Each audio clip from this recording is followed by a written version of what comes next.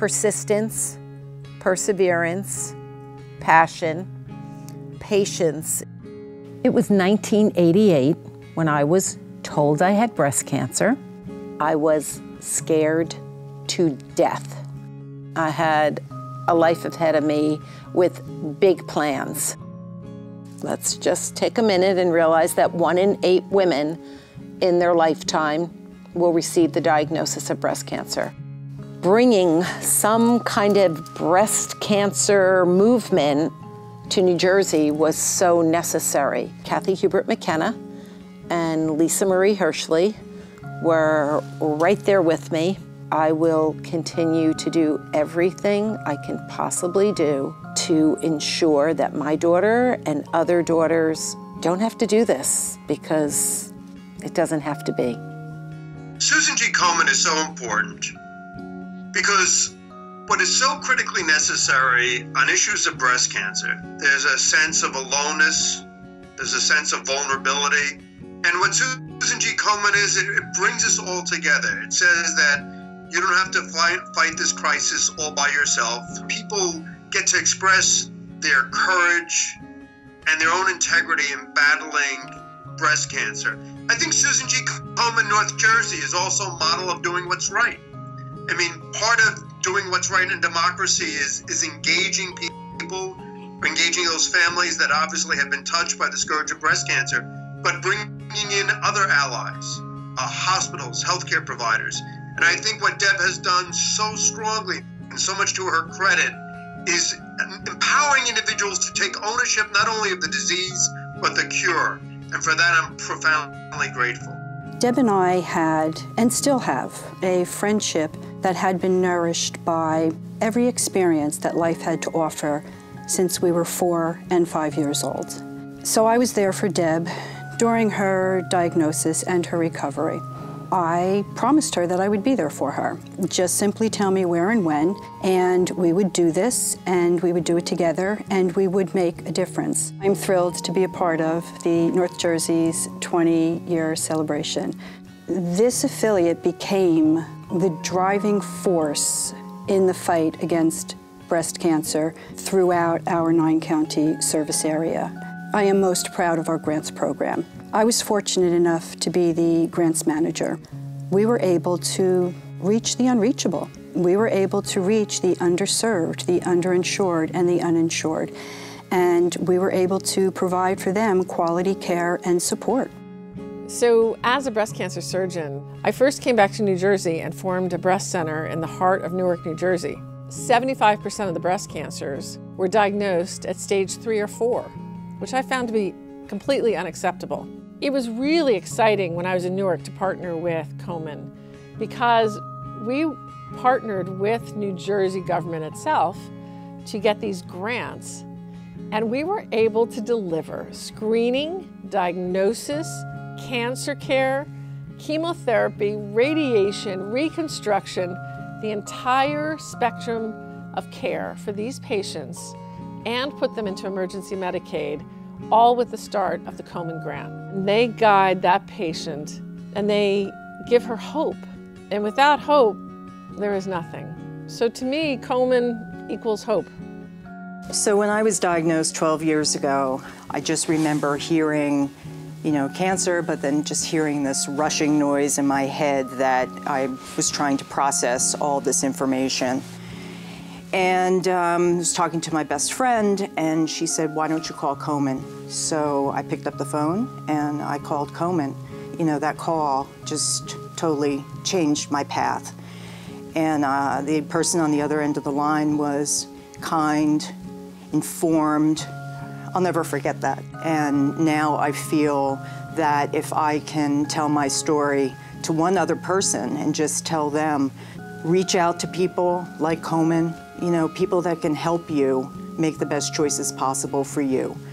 I just feel that this organization makes such a huge difference, and hopefully, the ultimate goal is to do away with breast cancer forever. I first heard of Komen, North Jersey with the Giants. I think everyone's aware of the NFL's stance on breast cancer and bringing awareness to breast cancer. I think my wife and I had always been looking to get involved with an organization that was, very supportive of those individuals that were suffering from a terrible disease, but also was there to support them through tough times like we had around us when we were going through tough times. And we know how beneficial that could be for those going through that tough time. I decided to become a pink tie guy. I wanted to show many men whose families are dealing with the same issues that they too can bring awareness and support in an area that is much needed, and women can feel as though they can go to men just as well as females for support and for encouragement. Komen has been really good with other people that I know, and I think education is a big piece of it, and I'm really happy to be part of working with Komen on doing outreach and education. Hoboken Family Planning is the agency that I do outreach and education for. We've been partners with Komen for about 7 years, and Komen has been extremely generous because they've given us about $250,000, and we've been able to do mammograms, ultrasounds, surgical consults with that money, and to help people move beyond that initial shock of getting cancer. There's a need. There's a need for everyone to work with Komen. I hope that Hudson County supports this race that you have coming up. I would hope it's a big success, and I think that the people in Hudson County need to know that you've been extremely generous to them over the years. Well, Deb and I met at the platform at Mountain Station. A couple weeks later, I wasn't at the train, and Deb said to me after a week, "Where were you?" And I said, "My mom died." We just became friends, but as time went on, I moved to California. Joe called me to tell me that Deb was diagnosed. I was devastated. And in 1989, I felt a lump in my breast. All I kept thinking was about my mother, how I had 3 years to live.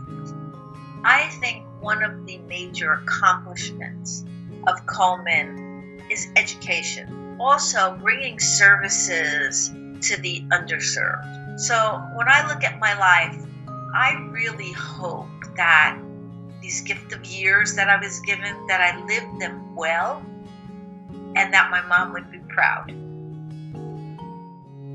I've been very fortunate that I really haven't been affected directly for a good period of the time that I started aligning myself with the North Jersey affiliates.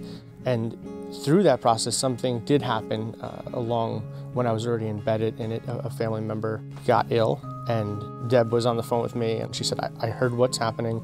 We're going to do everything we can. I want you to, not worry. And I guess the thing that resounded with me was when she said it wasn't about getting help, it was about getting the best help. And that's kind of made the nerve-wracking experience of finding out that someone close to me had it, to then thinking, you know what, we're in good hands. And I think that makes a difference. We felt really comfortable with the North Jersey affiliates. When you have people like that working so hard, you really want to jump in there. It's inspirational. Deb said, not only count your blessings, but share them. And that's really what it's about. Right now I'm stage 4 metastatic, so the first time I was diagnosed, I was pregnant with my son Chase, and they told me that I had breast cancer, so I said, okay, well, let's do what we gotta do. You can't let it get to you. The reason I cry is because I always think about how sad everybody else is around me because of me.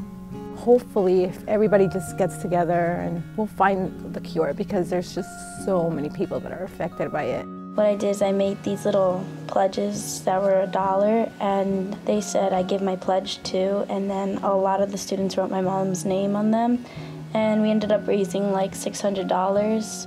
We felt like it could help many more people. We found that Susan G. Komen actually helped a lot of people. I love the thought of helping others because that's what life is about. We need to nip this in the bud, and the only way we can do that is just by giving a little. Breast cancer has been my family for years, but I do remember when I was diagnosed, we went for a second opinion. When Deb told me her story and having Lindsay at 3 years old, I just couldn't believe the impact on me, even knowing her as my friend, but not knowing her story. And she took me through all the steps, and she was always by my side. We became involved 20 years ago on the start of North Jersey affiliate. In the last 20 years, there have been many changes, of course, in breast cancer that I have seen working with the North Jersey affiliate, but also to see what women go through. I mean, just the surgery alone is simpler.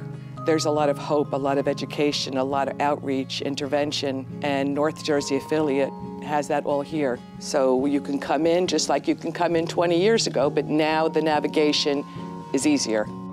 I think on a very local, emotional level, what Komen has done over the last 20 years is we've provided a community for people who need it, who are fighting breast cancer, who have fought breast cancer, and we've embraced them and we've welcomed them and we've empowered them. So last year, Komen National launched our More Than Pink initiative. And as part of our More Than Pink launch, we've announced a bold goal that by 2026, we want to reduce the current number of breast cancer deaths by 50%.